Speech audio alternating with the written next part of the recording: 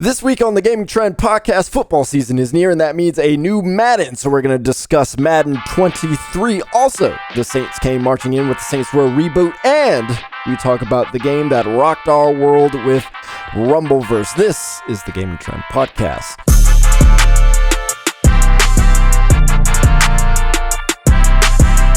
Welcome to the Gaming Trend Podcast, the official podcast of GamingTrend.com. My name is Anthony Shelton, and I am joined by David Burdette.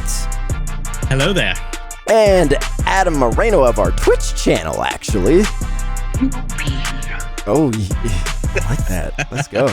Let's go. Let's go. We talk to you about the biggest games that came out this week, or at least the ones we got our hands on. We also talk about the games in our backlog that we should have played a long time ago, and what you should also play this week.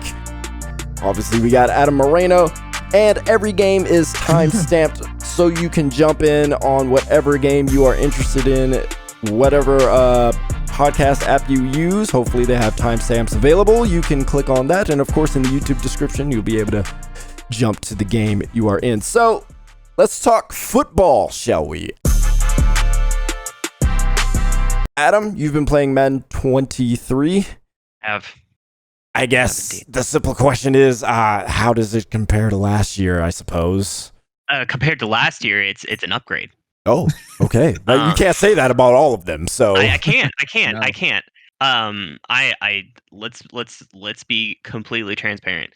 I have played every Madden game He has. since I can remember playing video games. I okay. had one on the N64. I don't think it was technically called Madden, but it was NFL Club 1996. But then I remember playing Madden 2002 all the way until today. So Okay. I've played it on PS2. I've played it on GameCube. I've played it on Xbox 360. I played on PS4. I played on Xbox One, Xbox Series X, PS5. Okay. I've played a lot of Madden. Yes. All right. We've established. This is the closest that we have gotten to being a good Madden in a while. Okay. And a lot of that for me personally has to do with franchise mode. Franchise mode, I don't like playing with other people. I've never been a fan of playing Madden with other people. I've always been a very make me a GM. I want to create the best team possible. I want to see if I can, beat. My goal when I was younger was to beat the Peyton Manning AI because it was the hardest thing to beat with all the audibles. Omaha. Exactly. So wait, when you say you don't like playing with other people, are you talking about you don't like playing online, or you don't like playing with people in real life, or both? Both. Okay. For Madden specifically, I don't like playing online. Okay. It's way too sweaty, way too competitive. I'm somebody that I like to kick back.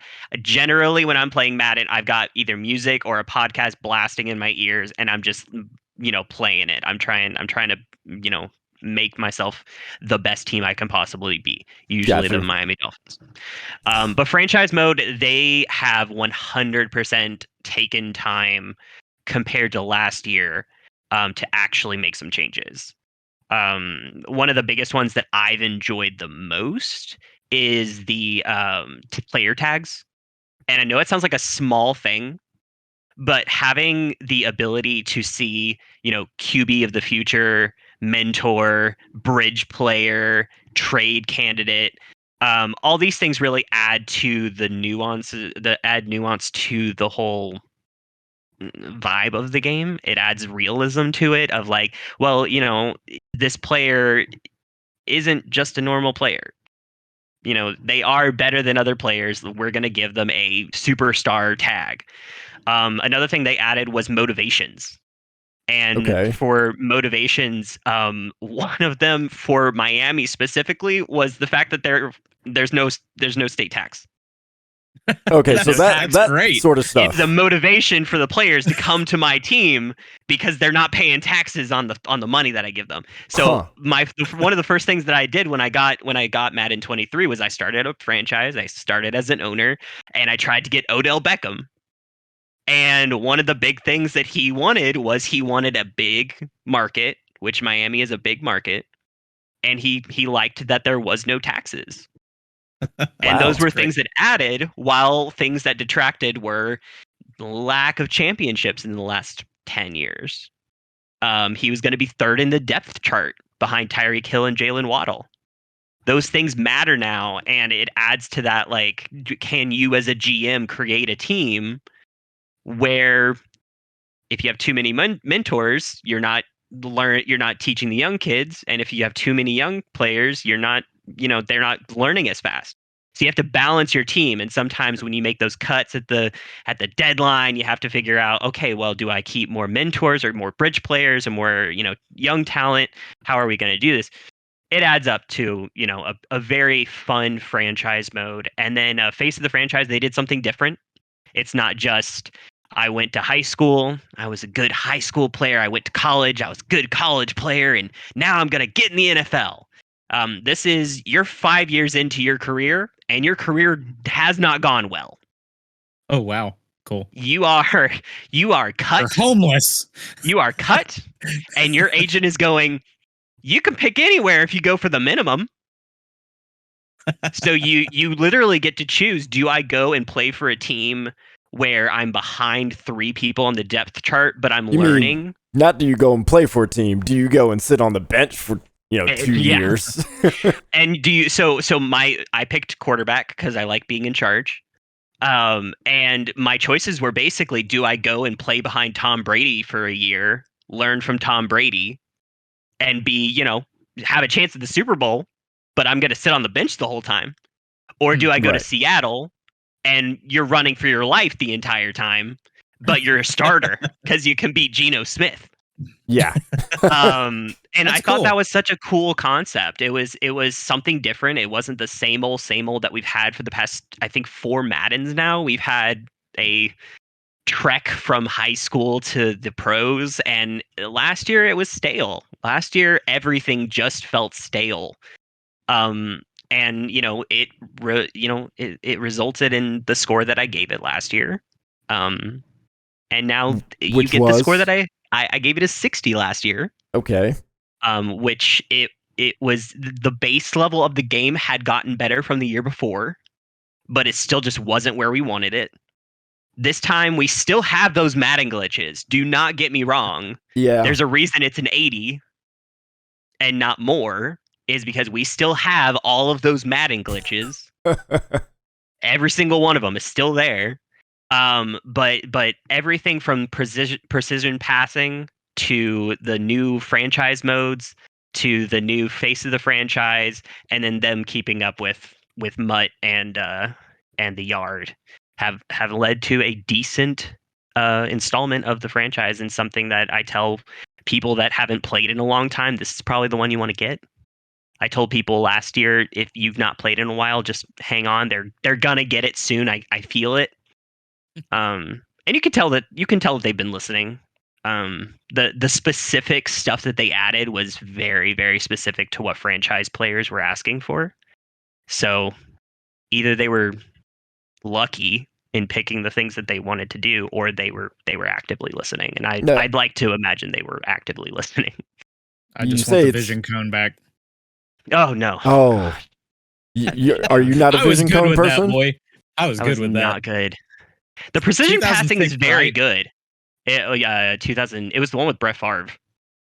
Was it Favre or was it with? No, that was McNabb. Sorry, I must be wrong then. I thought it was McNabb. It's been a while. It's been a while since I played that. I think the vision cone was great for people like me who suck at Madden. Precision passing is it's not the cone, but it's what the cone should have been. Oh, okay. Okay. You are actively choosing where that ball is going. Oh, okay. So if you are not precise with it, it's gonna go the wrong way. Interesting. One thing that I'll say this and then I'll stop.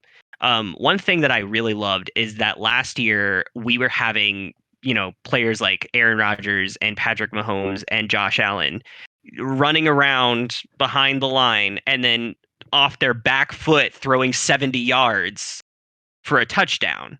And it was just, that was unrealistic. It was unrealistic. I mean, didn't Patrick Mahomes almost do that in the Super Bowl? It just bounced off the dude's helmet. You're right. He's the closest. I don't think it was 70 yards. I think it was 50, but still. But Josh Allen, please. Yeah, I don't know. Josh Allen's not going to do that. Yeah. But this year, goodness, you throw across your body and you're going to get that Brett Favre with the Vikings interception. Okay. Like that, you throw across your body, you throw off your back foot, it's not going to be accurate, even if you're one of the best quarterbacks. And it adds again. I want it to add to that realism just a little bit. I don't need it to be realistic. I want it to be more realistic. Right.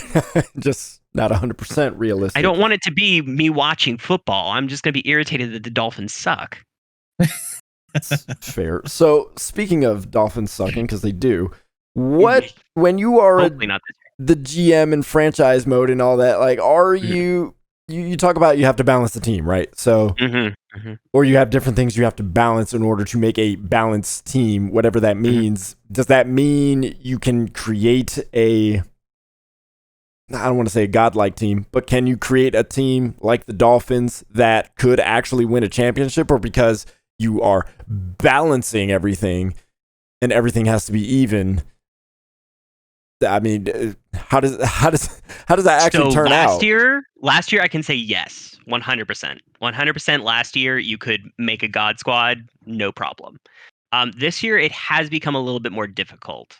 The new AI that they've added on for trades and free agency has made that a little bit more difficult. With the motivations, with the people can deny being traded. I had a player that just said they didn't want to come to Miami. And they went on the Giants. There were quite a few times where I would want something and the team would just be like, no, we're not giving you that. Because last year, the first thing I did was I went to the Colts and I said, give me Quentin Nelson. He's in a contract year. You're not going to re-sign your best left guard. What are you going to do with that? So I traded them. I think it was a third string cornerback and then a second round pick. And they just gave me Quentin Nelson. And that's just not realistic. Yeah. This year I tried the same thing and it was that much out of that much interest. Oh yeah. So nothing. The only thing that I've gotten, first of all, the Dolphins are playable this year because of Tyreek Hill and Jalen Waddle. I'll say that the Dolphins are actually playable. For the past 12 years, 13 years, the Dolphins have been unplayable, especially online. But Tyreek Hill is a glitch. But I just finished my full franchise first year because these seasons are long now. And in the offseason, I did get Ezekiel Elliott from the Cowboys. Okay. I did get him, and I traded them a second round pick and a fourth round pick. Okay. But that was also because he's now current. I think he's like 29 years old and in a contract year. So like it kind of makes sense at that point. And so I was like, okay, the trade logic is a lot better. You're not making God squads as easily. Free agency is a little weird because there's a lot of older stars. So if you look at my roster, you'll be like, oh, Tyreek Hill, Jalen Waddle, Julio Jones, T.Y. Hilton. How did you get all these good players? And I'm like, okay, but look at Julio's stats. Yeah. The dude's 34 years old and runs at an 86 speed. He's not the same Julio that you have from the Falcons. No. So that it is harder to make a God squad. You can. I'm sure that there will be plenty of people that do. But I'm sure that the people that do the online franchise mode, which I was a part of a couple of those last year, that it's going to be impossible this year to do that. I always find it fascinating because the people who are playing this, especially the GM folk, they're just trying to figure out a way to break the AI so they can get what they want basically, and it's going to be so fascinating when they finally do, and it would be really interesting if EA finally figured out a like almost near foolproof way of like breaking that ability, and people actually have to work to make those God squads like real hard. Yeah, I can't wait for that day. It's gonna be harder, but it's still doable. Yeah, I told Adam back in the day, I used to go into free agency and I would sign outside linebackers that were like 60s, and I figured out as a kid that you could edit them and change them to defensive ends, and because of the way the stats, their score was brought up, they would immediately become like 88, 90 players because the outside linebacker's skill set would convert to defensive end so perfectly that it would just raise them like 30 points. And then I would trade them to get what I wanted.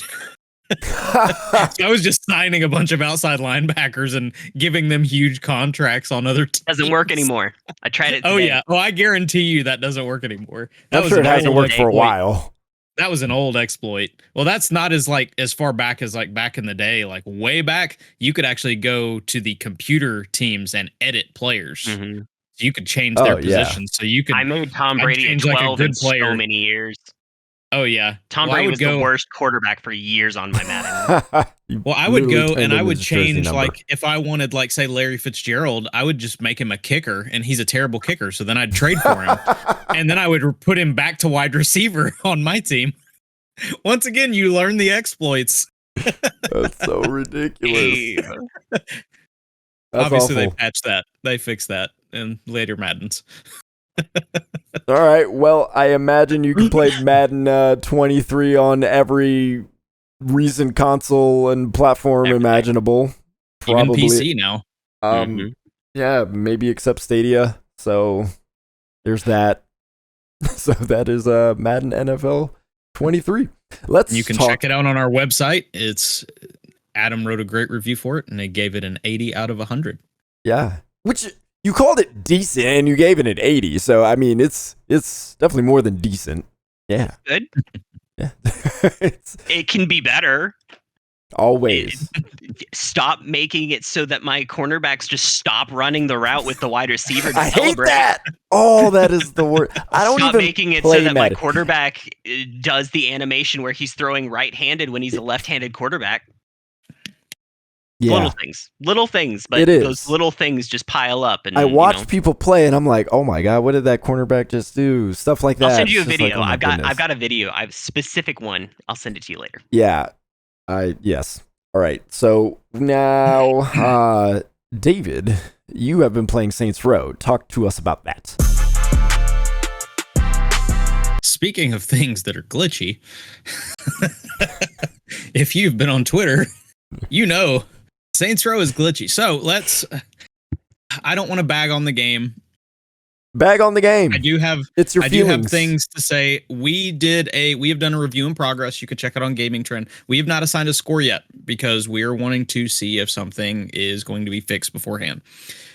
But what I will say is that even with all these bugs, all these problems we've had, broken co-op that we haven't been able to get to work, at least between myself and Ron, who've been working together on it, Saints Row is still a lot of fun to play. It just isn't, it doesn't work very well. Go ahead. If you had to score it right now, it's already out, so if I had to score it right now, it's probably 65 to 70. And that's just because of the fact that, like, it's still good. So I really enjoyed just the gameplay in general. They've gone back to kind of that old Saints Row style. Saints Row 2 is one of my favorite open world action games because it was just, I remember playing the first one. It was funny, but it still was more that Grand Theft Auto like seriousness. And then I played Saints Row 2 and I was like, oh my gosh, this is like just making fun of everything Grand Theft Auto is. But it's bombastically hilarious. So everything kind of ends up in that. It's kind of like Spider-Man 2. It's like, is it as good? So this one, at least in terms of how the game plays, it reminds me a lot of Saints Row 2. I get a lot of those feelings when I'm running around the city, where I'm jumping in cars, when I'm doing all this crazy stuff. I'm having fun with it. And as I mentioned in our review, it's one of the few times as of recent that I've become not aware of the time playing the game. I sat down at 2:00. I played for 10 minutes. Suddenly it was 5:00. So it's a lot of fun to run around with and play. At least in my opinion, I feel like the shooting and the driving is the best that the Saints Row series has been ever. Because they were never high points. I'm not going to say that's like the best shooter or the best driving or anything the game out there, No, but yeah. it's the best for a Saints. It's the best for a Saints Row game I've ever had. Yeah, because they've never been games that you look at least in my opinion, they've never been games I've looked at and been like, oh man, the mechanics are just incredible. They've just been good. Huh. So like the aim assist is actually really nice and crisp. So like when you we're just all completely different planes on this game. Okay, yeah, keep going. Yeah, no, I mean you pull in and it's like like you can do kind of the pull on pull off kind of thing of just switching between targets as you're going. With the way the aim assist works, the driving, the physics are what's bad about the driving. So you hit a are bad. fire hydrant and the water shoots up and so do you. You're driving. I mean, it's like you don't wait. Your car is definitely like the cars in that universe are made worse than they are here because they just go. I don't mean to interrupt. No, interrupt. Go ahead. Do you think that might be purposeful? Because if there was a game where it was going to be like, hey, you hit this fire hydrant, now you go flying up in the air, isn't that funny? Funny so Just Cause is like that. Just Cause is like that, where it's so ridiculous that you could do stuff that's. And I played Saints Row 4, and that does seem like something that would happen in Saints Row 4. The only reason I don't feel that way is just because the driving is a lot better feeling. That's the only reason I feel that way is just because it does feel a little bit more precise. The only thing that happens in the open world that I don't like as much when it comes to the open world is it suffers from the open world tropes that we get in a lot of video games where it's like, okay, this mission is literally for padding in this area. For me to complete this area, I literally have to search a dumpster that is marked on the map. Like there are things that are just so simple to do that it's obviously just there to give you something to do. Because it's plainly I don't even have to search for the dumpster. It's just on the map. I hit one button, I search the dumpster and find something in it that gives me some money. Boom, I'm done. It's that activity. Yeah, the payoff. So there's the payoffs on that in real life. Yeah. Yeah, I mean it's simple and you get something out of it, but there's not, like you said, there's not a lot of payoff, and it's very obviously there just to make sure that the game is packed with things to do, which I put about 10 to 12 hours in to finish the story, and then about 21 to 22 hours, and I've built a decent amount of ventures, done a decent amount of stuff, but I'm only 42% through with the completion of the game. So there's a lot that you can run around and do. It's just with those. Now, pivoting from that to the actual ventures that you build, this is where you get kind of into everybody remembers like Mayhem or the insurance fraud missions in the previous Saints Row games, where you would like Mayhem, you'd blow crap up within a time limit so that you had to do so much millions of dollars in damage to win. So what you do in this game is you actually build fake business fronts. Like for instance, with Mayhem, you build shell companies of fronts. Like for instance, with Mayhem, you build a army surplus store so that you can run your guns out the back of it, and you get passive income from building it. But the more you do the actual, when you do the Mayhem activities and finish all of them, your business earns more passive income that goes into your pocket. So there's several ventures, and I haven't done every venture because I haven't earned that much money to build some of the later ventures. But there's some of the ventures that are incredible and some of them that are just annoying, as one would imagine. Probably my favorite one, there is actually a LARP in this game. A LARP. There's a citywide LARP where you dress up LARP. It's like a citywide. So, for instance, if I switch my gun over to the foam gun and shoot somebody in the street, they will act like they're dying and go down. So, but there are specific missions where you actually go in and you have to light the beacon of the enemy, one of the enemy teams, and defeat all of their people and stuff, and it's all so that your team can be the one to win the throne at the end of this LARP, I guess, competition. And it's hilarious, and it actually ties in with one of the companion stories, which I haven't mentioned it, but the 4 people that your companions, I hate that we didn't get a lot of origin story in this game to know how they became friends, because they're hilarious and I love them, but at least we get some good companion missions with them. Eli's is tied into these, so you get a lot of cool narrative in this venture as you go on. But there's this one moment where you're supposed to go in to get I think it's pieces to create this machine essentially that'll make you unbeatable in the LARP. And somebody has all of these pieces, and you're trying to figure out how to get into this person's fortress to get them. And he's like, "Oh, I got an invisibility potion." And the invisibility potion essentially is if you hold your arms up in a cross like an X, no one can see you. Here's where it try gets this funny. tomorrow. So here's what's funny is when you walk into the mission area, immediately there is a guard on the right. The first thing you hear is the AI go, "Aw, crap." It just, the self-awareness of this game to do that, it just like that automatically made it so much fun.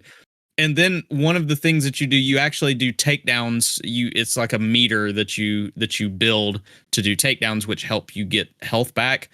When you do takedowns against people, like there was one in this LARP specifically, like they're the crazy ones. Obviously, you get to beat the crap out of somebody in the regular game, but in the LARP, like my guy would like slide around the person and like fake a bow and go arrow to the face. And then the guy would go, "Oh," and then just fall down. Oh, God. And it's these, like I said, fantastic mission design. I wanted more of that, but unfortunately you do encounter some low points in those, because there's one called the laundry service. And essentially you have a team of people who clean up crime scenes for people that don't want to get caught. The problem with it is you have to drive with all of these ventures. You have a main hub for it, but then you have the ventures, the actual missions for it at different sections of the city. So you don't just go to the hub to get your mission. You actually go to different parts of the city, which is part of the padding. So I drove over to one of these only to find out I'm there for a party. I get a phone call while at said party of the cleaners needing my help, meaning I have to hop in a car and drive to another area where the cleaners are. When I get there and talk to them, they've got the body in the car, which I then have to drive somewhere else to get rid of it while avoiding the police. Yeah. So it's just a lot of just driving, which is I am. Meanwhile, Kevin has eaten all the shrimp. I don't like driving a lot in video games, mainly because I'm terrible at it.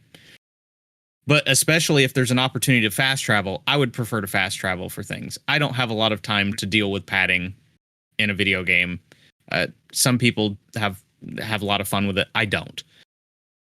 But it felt like it reinforced the fact of, man, this mission is just like, I probably spent an hour doing each one when it didn't take an hour to do the mission, if it makes sense. Like it took me 30 minutes just to get started.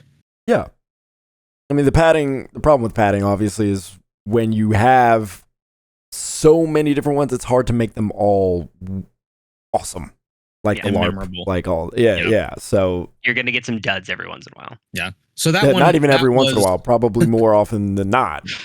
Yeah. And that one was really disappointing because it was just so, I was hoping maybe I might actually go to the crime scene and clean it up. Like that, to me, the first thing I thought of was that would have been kind of a neat way to figure something out. Like, go pick up the broom and like you've got a time limit of how long you have before the cops get there, and you have to help them actually clean the crime scene. Like that would have, to me, even if it would be more mini game-ish, might have been more fun. Which, on the term of time limit, the other fun thing, there was a hidden time limit to me getting to them once they called. and then me getting the body to the place. And when I say hidden, I mean there's no time limit actually on the screen. The only thing to notify me about it was the fact that my character was saying, I need to hurry up. That's it. And then I one time I just didn't get in a car. Yeah, once I didn't get in a car fast enough and didn't get to the crime scene in time, and it just said you failed. I had no idea why completely. Yeah, I was not very happy with that. So just it would have been nice to know that was. I don't like time limits in general in video games, but give me a time limit that I can't see. Yeah. No, thank you. Yeah. Shutting this thing down. And the good thing is the Saints Row cheese is still very much there. Like the story is just pure, just ridiculous, silly crap for the most part. The game doesn't. I'll say this: the game is very much straddling generations. It does not look great. Like it looks shiny. That's straddling generations. That's a compliment. And I get that they are. I get that the style isn't Grand Theft Auto. They're not going for Grand Theft Auto levels of trying to look right. It's honestly more Fortnite-ish in the way that it tries to look. But it's still like you look at the cat. The cat looks like a Lego, like the way that it's kind of built. Like I don't want to like beat up against any of these people who put in hard work, but the cat does not look right. But the Saints Row cheese, the first time, I was like, ooh. Saints Row cheese is in the game because I was doing the gem rob missions. Those can be annoying because it's essentially go steal a car and drive it back while the cops are chasing you. Because of course I stole a Honda Civic, so the cops are going to try and smash me off the road. Yeah, it makes no. Why would you try to stop me? Yes, but to try and actively like murder me and the person's car that I stole that can't be replaced is a little bit much. Of course, it's a little exaggerated, but yeah, they're infinitely respawning and keep rubber banding behind me no matter how close I get. Yeah, they do. Except when I get to the magical purple dot in front of Gem Robs, and they could be right behind me, and suddenly they don't care. I've already magic purple circle. We're done. That the car disappeared. It's Vortex.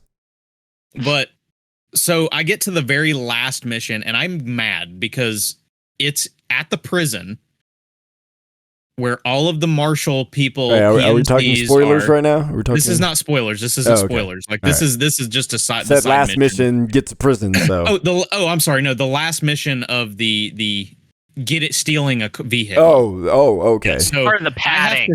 I'm supposed to steal an APC right under the nose of the people, the prison, and all the guards and everything. I go and try to do it several times. I blow up before I even get close to halfway back to Gem Robs, which is like forever. I let it go. I'm like, okay, I'll finish this venture eventually. Well, I finish the game and unlock a hover jet, to which I equip a magnetic hook.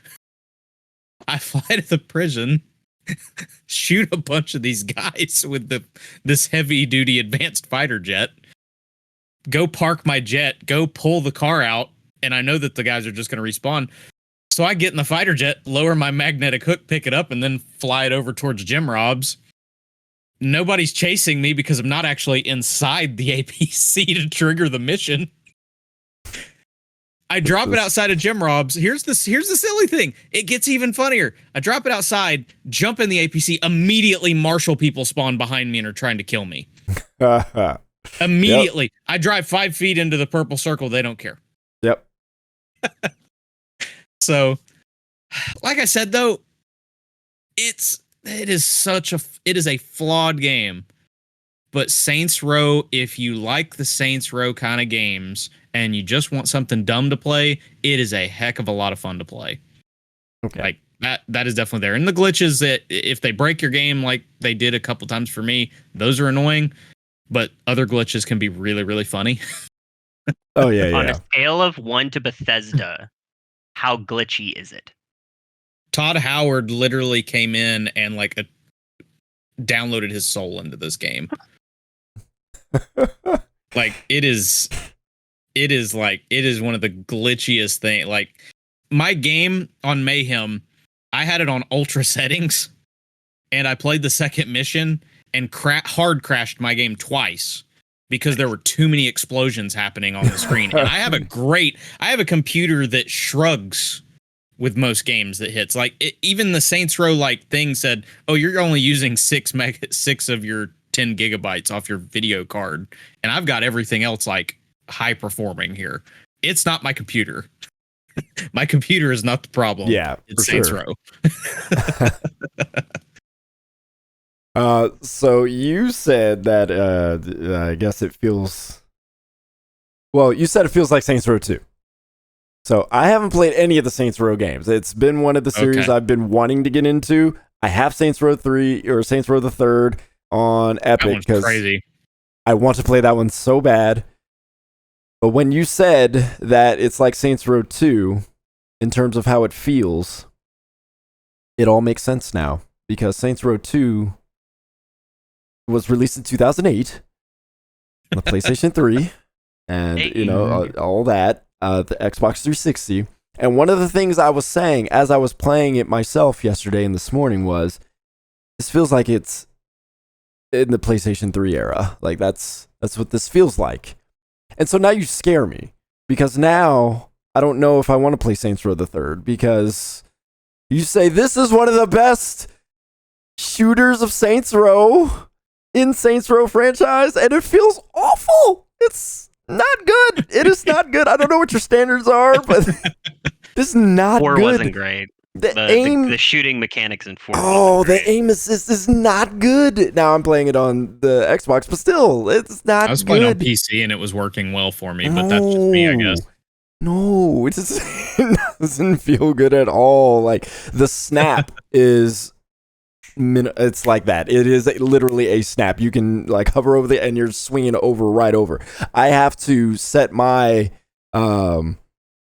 You're playing on with a controller or on a mouse. I'm playing with a controller. Yeah. So with my Elite controller. Yeah. So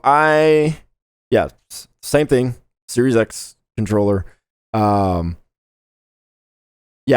have to put my camera settings for aiming down sights all the way down to 1 basically because it is so swingy. Just a little bit of movement and you're off to the races, and it hardly stops over a character. I'm like, I over here have to pretend I have mouse aiming capabilities the way I have to shoot these guys. I'm like, I'm not terrible at shooters. But this makes me feel like I am really bad at shooters. Like I've been recording footage and I'm like ashamed of uploading some of this because I'm like, God, I look really bad right now. I can't hit nothing.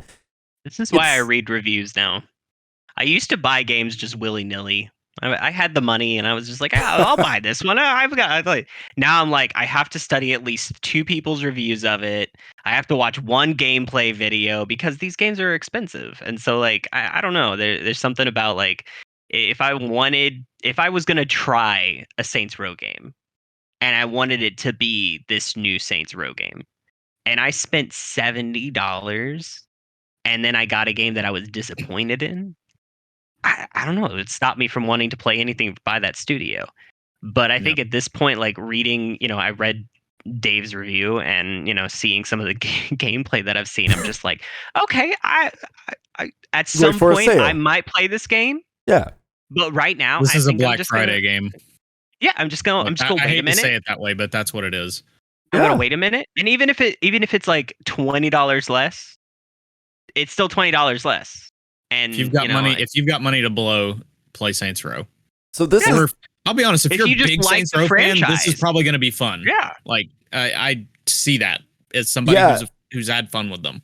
That's the weird thing I'm feeling about this because I am having some fun with it, but the jank is real and it makes like everybody is saying, well, not everybody, but there are a lot of people saying they're having fun with it. If you like the Saints Row franchise, you're gonna have fun with this.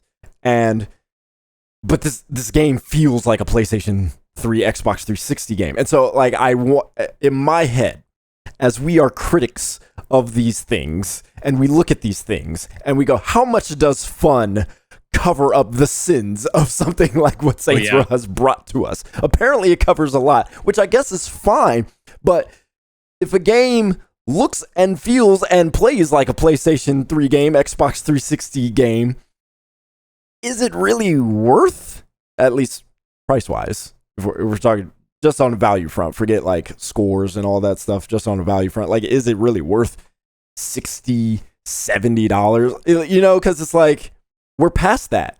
And by the way, Saints Row presented as a game that looks and feels like a game that's modern. Like that, if you look at the advertisements and all that stuff, like, it presents itself as a game that's not going to be like jank. And if you look at some of the gameplay, it doesn't really, you don't get the sense of that jank until it's in your hands. Because I watched some gameplay from other sites and whatnot, and it was like, oh yeah, okay, this looks like it could be interesting. And then you put it in your hands, it's like, oh frick, this is janky. The AI responds in weird ways. There's plenty of characters that just kind of trot towards you. Like, it's just like, are you not going to do anything more interesting to dodge what I'm doing? And it's so old feeling. Yep. That it's almost inexcusable, but it's like, if this were actually Saints Row 2, I'm like, yeah, it makes sense, and I'm having fun, and it is what it is because it feels old. But this is a modern game that feels this old. It's like, was this intended? I can't tell. And I think that's a problem. I don't know.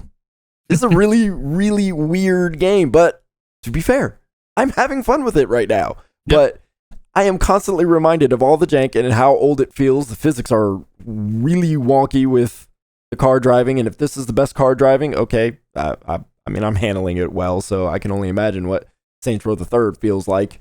So, yeah, I don't know. I am on the opposite end, but I admit I am still playing it because I am having fun just doing stuff. And I think what's saving it, honestly, is the mission design. Like, to be completely fair, like, the mission design so far has been keeping me going because I'm like, oh, these are some fun missions. They feel old and janky, but they are what they are. We lost Adam. Don't know if we'll be able to get him back for a moment. He's hard resetting something. Yeah. So on the note of Saints Row, like, it's just we almost actually, the tagline for our review almost was American Eurojank. Yeah. Because it really is janky, but like you said, there's something for a game being fun that can somehow cover up. We forget all the things, all the issues, the mess ups and stuff because, oh, I can take a rocket launcher and go and blow up the equivalent of a Burger King. Yeah. Which then we begin the philosophical discussion of how awesome do we need to make these games looking? You know, like at the end of the day, like, do the animations really have to be all that great? Do the graphics really have to be all that great? If we find Saints Row fun, probably not. Like, if we're finding fun in that. But I guess if you're a person who needs their stuff as Last of Us looking and perfect animations and whatnot, then this probably isn't going to be the game for you because it just looks like, if gameplay isn't everything for you, this is not the game that you should be playing. People who enjoy this game also enjoyed going to watch Shia LaBeouf and Megan Fox in a Michael Bay Transformers movie. I am that person, and so far I am enjoying it. So yeah, hey, if a game plays well, it plays well, and it plays well enough. I have fun. The shooting is very outdated, but I've always played. I grew up with this stuff, so I'm like, I know what this feels like. I can have fun with this. So I do one of those reviewer things. It's just like, man, like, how high of a score can you give a game that feels as old as a PlayStation 3 game in a modern sense? You know, it's like, it's one of those. It's that fun factor, man, because there's so many games that look good and have great systems, but they're not fun. Yeah, exactly. And it's so easy for those to not have as good a scores just because that's why we're playing these, right? Right. Usually, except for when I play, competitive Call of Duty. Yeah, well, that's a whole different. That isn't always for fun. Well, I have been, but well, that's Saints Row 2, developed by Volition and I believed published by Embracer Group. So they did Embracer Group. So thanks Embracer Group, actually, bringing the franchise back. It's a totally side point about the whole Embracer Group sucking everything up. It does make me wonder what will be the production value of other games from Embracer Group if this is what they put out for Saints Row. It might be appropriate for certain games, not so appropriate for Saints Row, but they're getting away with it right now. But it does make me wonder. I want to see what the heck they're going to do with the Lord of the Rings movies, because they own those now. Oh. Let's talk about Rumbleverse. Yes, let's talk about Rumbleverse. So, free-to-play game. The way I have thought to describe it is if Fortnite characters decided to throw away the guns, stop the building, and decided to wrestle and fight. That's awesome. That's Rumbleverse. I think that's the best way to describe it, because it looks like it looks like Fortnite, feels like Fortnite, plays like Fortnite, but you're wrestling and you're basically fighting the whole time. So it's a brawler. It's a fighting game, basically. It's made by Iron Galaxy, which they're known for their recreation of fighting games, creating different fighting games. And so it's got a lot of various fighting game mechanics, depth stuff, hit stun, block stun, footsies type of mechanics, all kinds of different things you would expect out of a fighting game, simplified in enough of a way where everybody can pick it up and play it quickly. And then as you continue to play it and learn the depth of it, you'll master it. And that's when you really start to get into some interesting things. And I think the fun of it comes from immediately being able to go in and play and understand it. It's kind of what Smash was when Smash 64 came out. It was brand new, it was different, but it wasn't as technically demanding as a Street Fighter or as a Mortal Kombat or as a Virtua Fighter at the time, when those games were really at their highest. And so same thing with this. You can get in and you can battle royale and just see how well you do. And then if you lose, you can hop back in and, do it all over again. The problem comes when you start understanding things a little bit more, or as people start getting better and you start experiencing them and the depth a little bit more, it starts to get a little wonky is the best word I can use right now, because fighting games typically have countermeasures for pretty much everything that you can do. So, of course, certain characters are better than others for a variety of reasons. I'm not going to get into all that. But in this game, where everybody pretty much has the same moves, the differences are the type of special moves that you pick up and the priority of attack that it gives you. So, for example, if I use a special move, that will take priority over a charged up basic attack, for example. So if we both do those attacks at the same time, special move is going to win out. Another example is if you pick up a weapon like a chair or a wooden plank, the weapon is going to take priority over your special because reasons. So that's kind of how the game is aligned. Different things will take priority over other things. So you have to figure out, okay, what am I going to do? What am I going to find to put myself in the best position where everything I do has priority? So on that level, it's a lot of fun. It is interesting. You're breaking crates. You're finding stuff. You're basically opening up magazines and learning new specials on the fly. You're drinking energy drinks that either increase your attack or increase your stamina or your health. Stamina is used with your special attacks or if you want to run, things like that. So there's all these little small things that you have to factor in that, if you get to the end, could really mess you up or really give you a big advantage. The problem is, all of that is undone by blocking or turtling, which turtling is basically just standing back and just not doing anything until you see somebody reacting. So in most fighting games, turtling always starts off as something that feels broken. It's like, oh, they could just stay back and just throw Hadoukens all day and I can't get past it or do anything about it and yada, yada, yada. And it's like, no, there's plenty of ways to get around it. You just have to learn how to do it.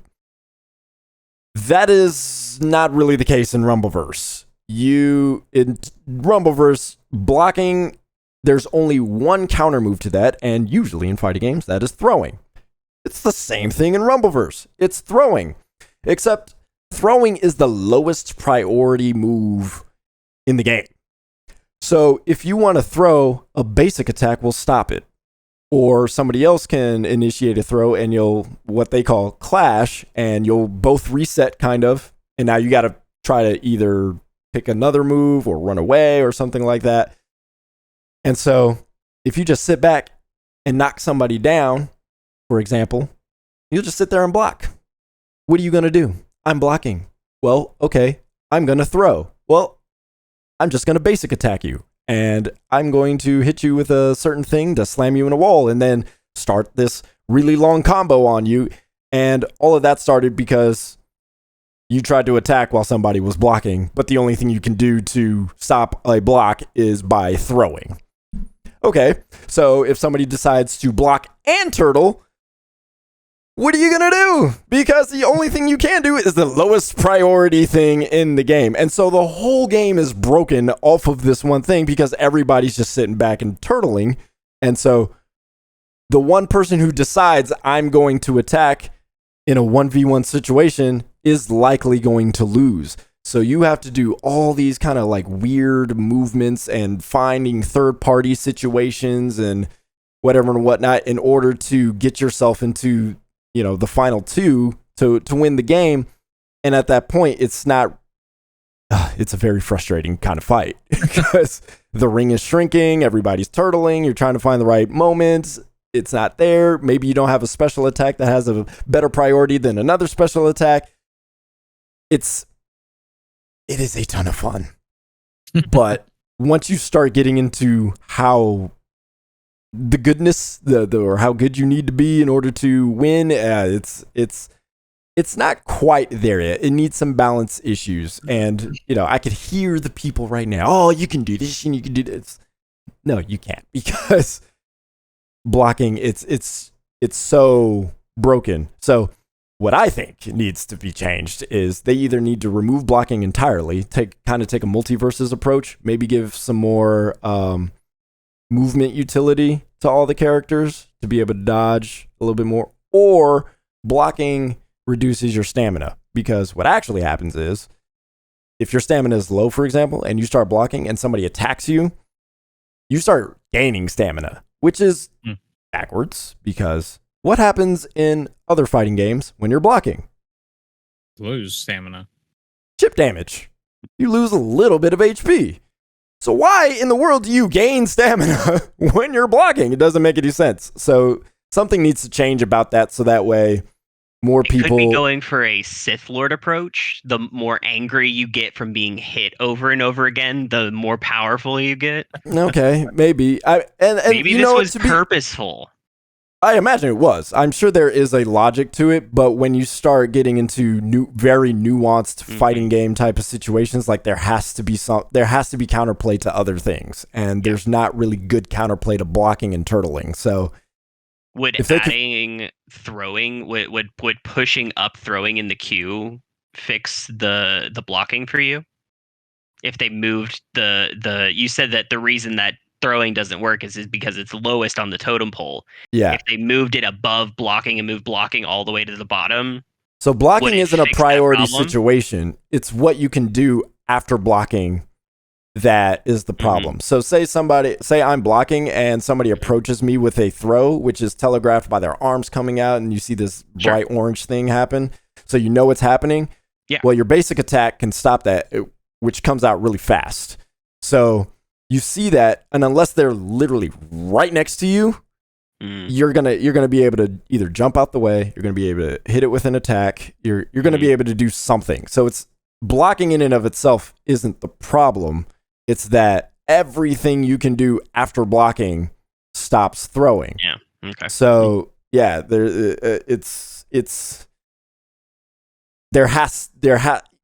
so for example, if you get knocked down, you have two options. You can, of course, you could just get right back up and stand right up. Mm-hmm.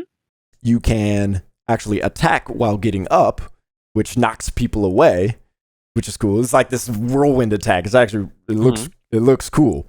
And then, or you can kind of like dodge, like roll dodge out, which gives you some space away from your opponent. So none of those things stop blocking. So it would be nice if somebody was blocking next to you, if you could get up and throw them. Like that would be helpful.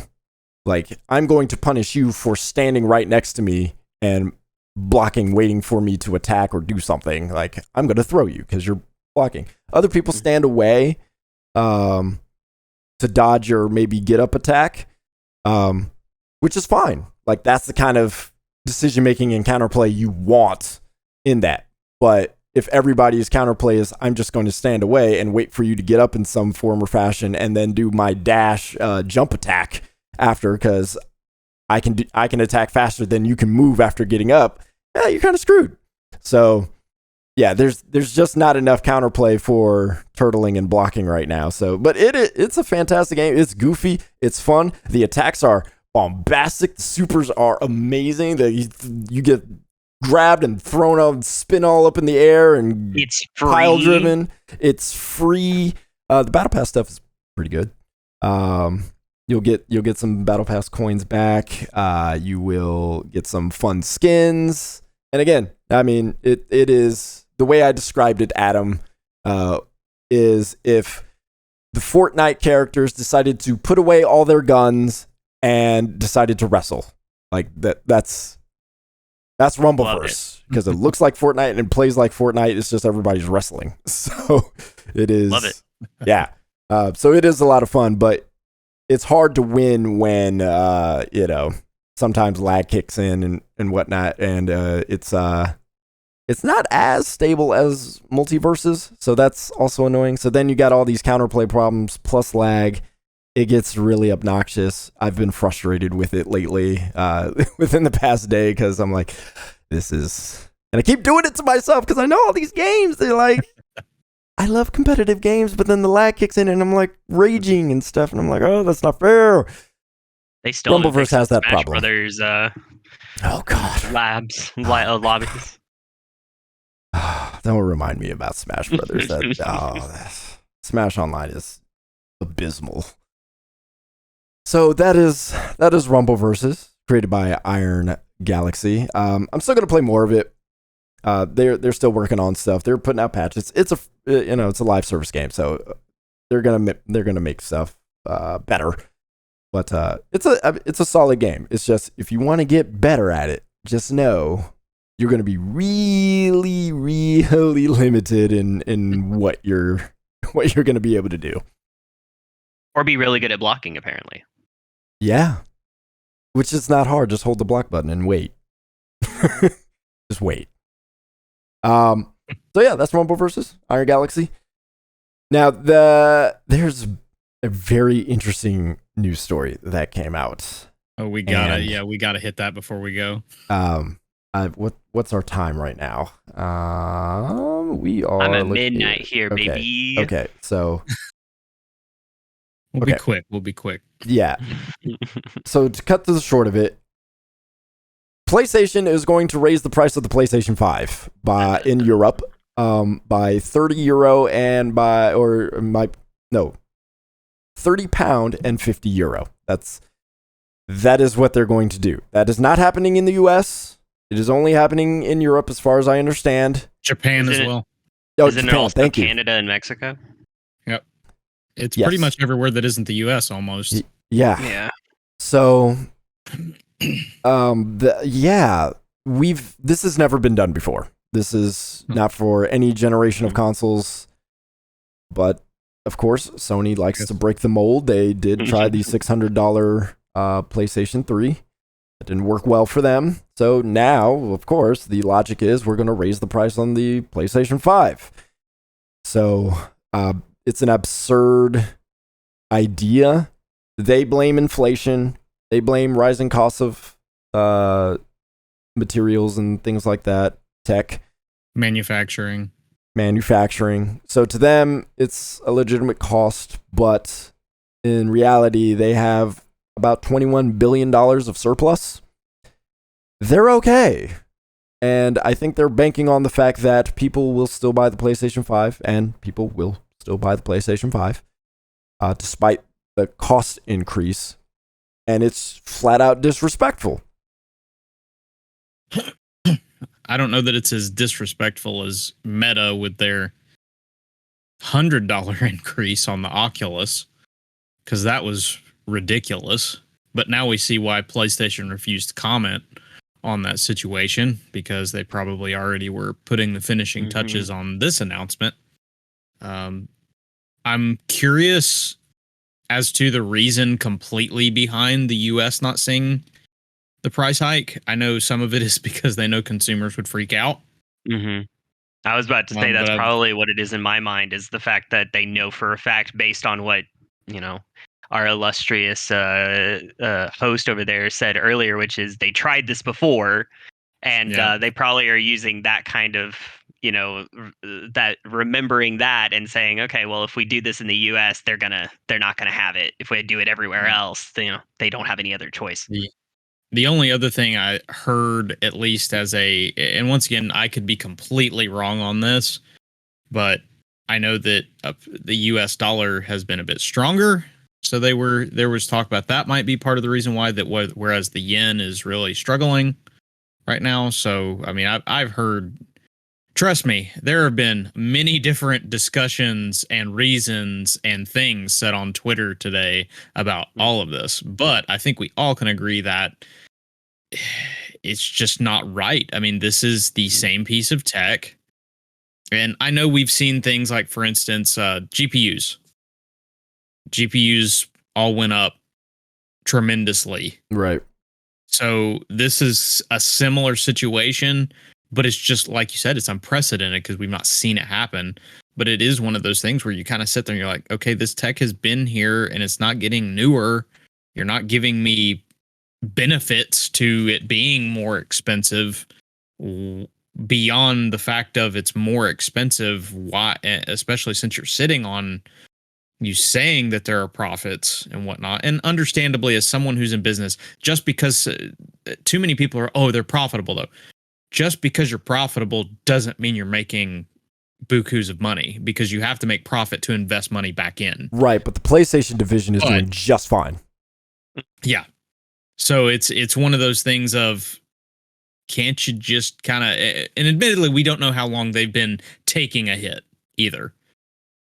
But at the same point, it's like, you can't just kind of deal with it for now, because things hopefully will eventually get better. I know you're having to bank on the fact that they may eventually get better, but really feels like you're really going to be, your PR is not, your optics are bad off of this, especially when none of your both of your competition have pretty much said we're not raising prices anytime soon. Now, Nintendo, they could do whatever the crap they want because they don't ever cut the prices of their games anyway.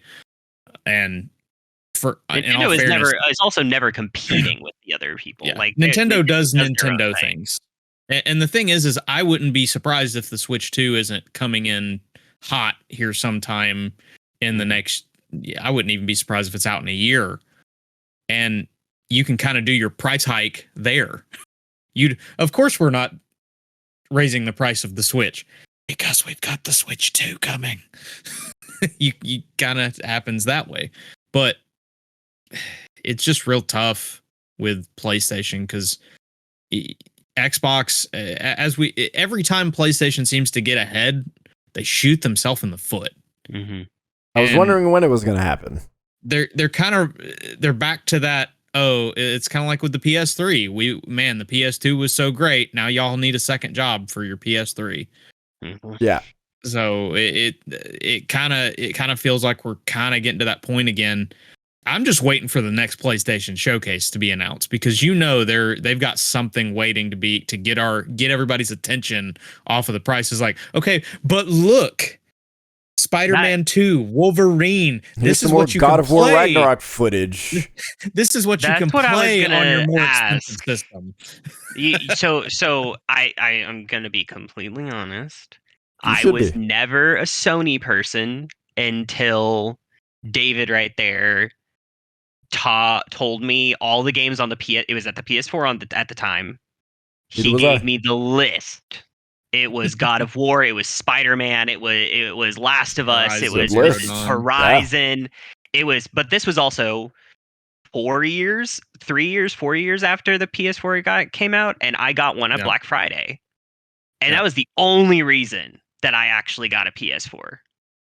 Because of we, the games, we sat which, outside. yes. We sat outside of it, and we had a stack of games. By the time we got back to the house, we had a stack of Yep. games, and I have a PS5 here again, thanks to David. I have a PS5, but I'm gonna be honest. Yeah, Think right now. Yeah. right now, Yeah, it's a I have small a it's a stack small about stack. this big. Yeah, it's not a big And stack. if I'm a new player, if I'm somebody that I get to choose between Xbox, Sony, Nintendo, whatever it is, everything has become so equal when it comes to how many games are coming out, when it like how many exclusives, how many this, that, or the other. You're gonna get a bunch of games regardless of where you go. PS5 has all of the backlog games coming in. Xbox has all of their everything going on. Game Nintendo has all Pass, their yeah. stuff. You have all of these options at this point. It's not that you're stuck on a console forever kind of thing. What Yeah. stops somebody from just saying, I tried getting a PS5. I'm not going to spend $700 to get one. I'm just going to go and get an Xbox. And then they just don't get one for a long time. So for this next year and a half that they have this price hike, what if just no one buys it? Yep. It's a If very you just have multiple countries that just say, nah, we'll wait until you guys bring it back down. We'll Especially wait. where Like we don't. they're strong in Europe, so that really hurts. It's the thing. It's like if you're sitting there as a consumer and you can say, well, I can just wait 2 years, and not only will the price go down, but the stack will go from here to here. Why not wait? Like get an Xbox now, get a PC now. Wait 3 years, wait 2 years, wait for that stack to grow, wait for that PS Now to get bigger and bigger because it's going to, and then just buy it later.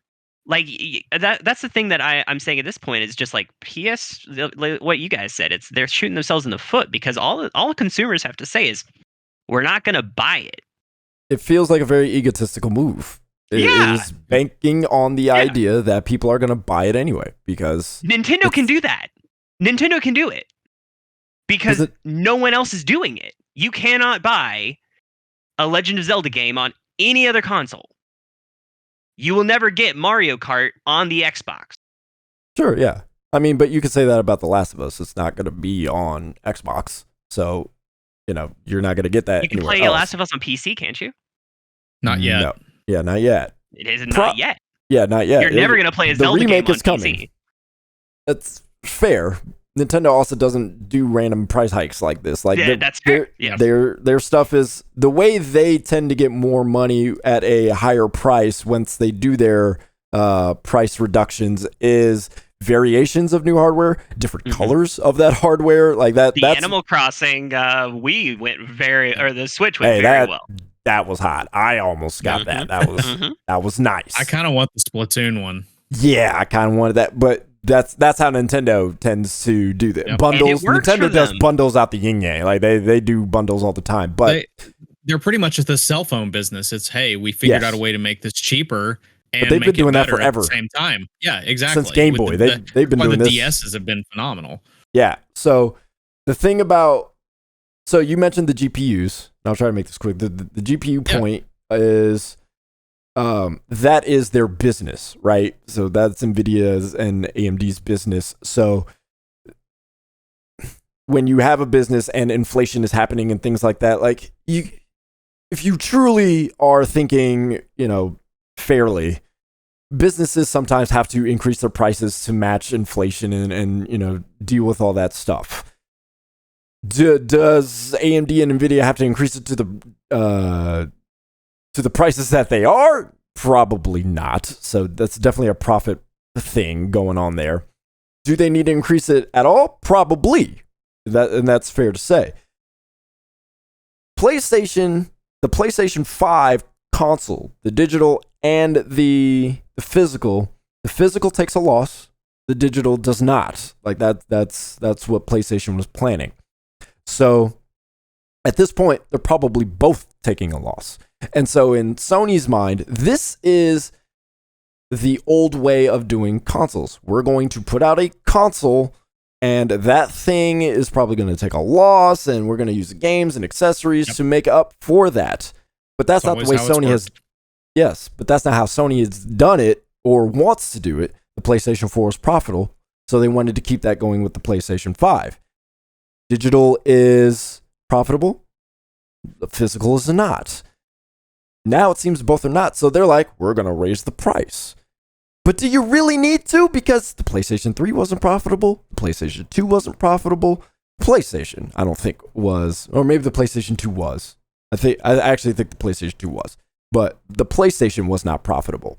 So you've been here before. You know your games are going to sell. It's not like the PlayStation 5s aren't flying off the shelves anyway, so you can keep those. You put out the games. You're about to release a new controller. You got the accessories. You got everything you need. Why do you need to increase the price? It does not make any sense when you look historically of how consoles have been sold and how these companies end up making their money despite the consoles being sold at a loss.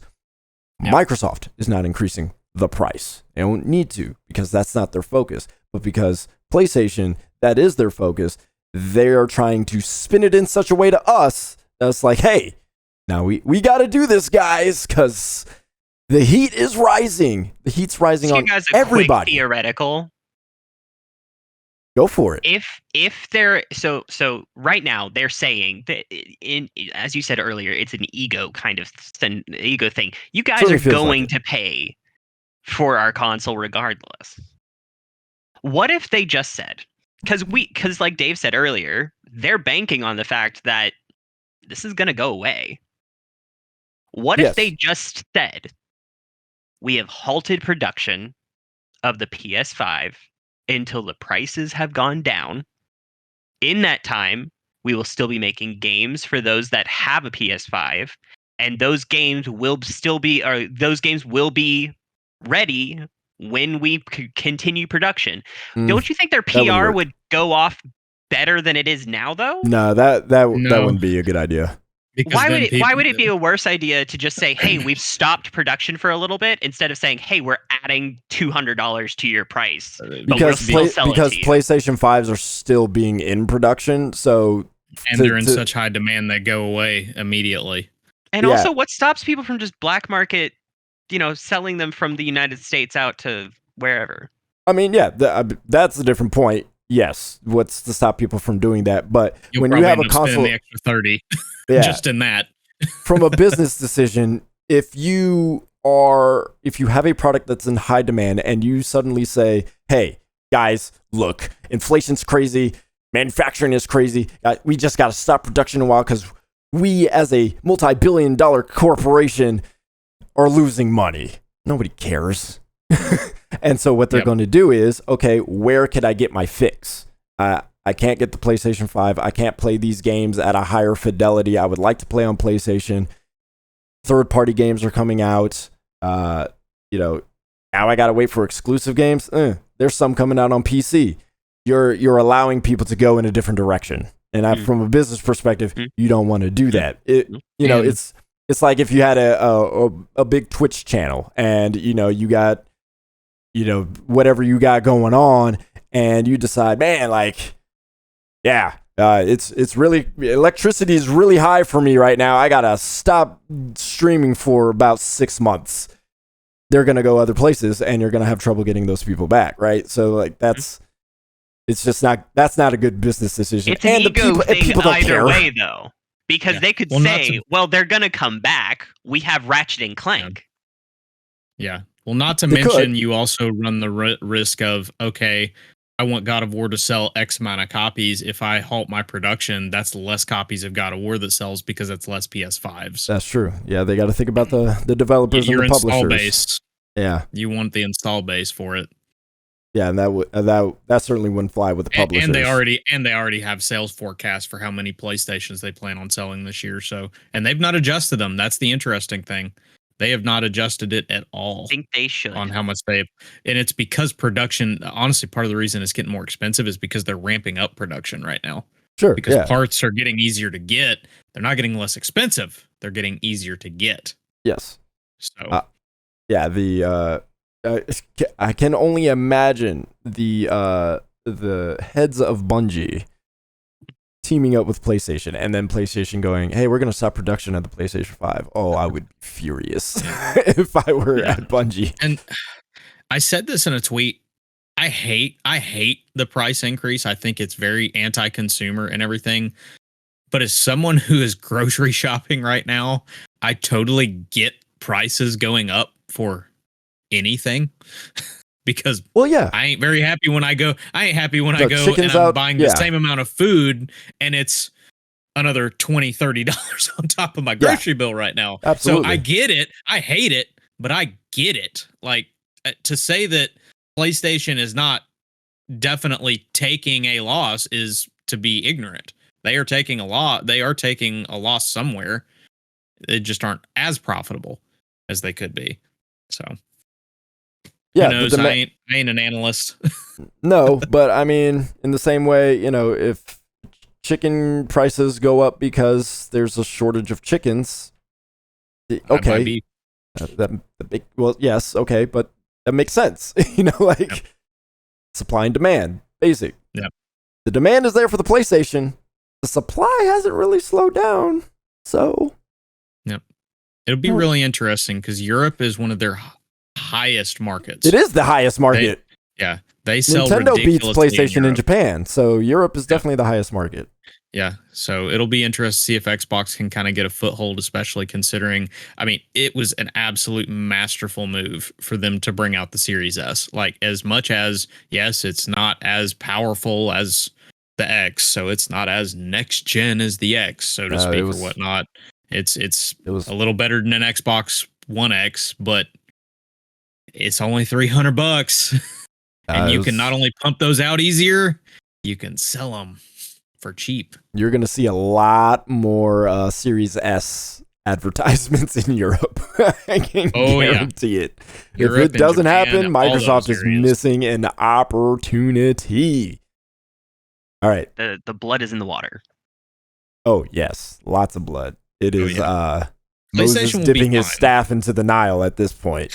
I think PlayStation in the end will be fine, but man, their PR is really going to hurt. So they better get some good info. They better get some good news out there soon, hopefully in the form of some form of showcase. I'm not going to tell them how to fix up their mess. They can figure that out themselves. They put themselves in it. They got to get themselves out. All right, that'll do it for us tonight. It's good to be back. Good to talk games again. You can follow us on YouTube. Subscribe on YouTube, of course. You guys have been doing this for so long. You guys know what to do. Subscribe, like. If you didn't like it, that's fine. Give us the engagement. We appreciate it. You can also hit us up on the Discord and join us there. That will be found in the description on YouTube and whatever podcast app that you use. You can click that and join us for talk about whatever you've been playing. Tell us how you feel about Rumbleverse. Tell us how you feel about Saints Row. Please tell us how you feel about Saints Row. Please tell us. And of course, how are you building your team in Madden? Yeah, and your Raiders. That'll do it for us. My name is Anthony. That is that right there is David Burdette, and that is Adam Moreno. Appreciate you. Thanks for watching. Thanks for listening. Talk to you later. Peace out.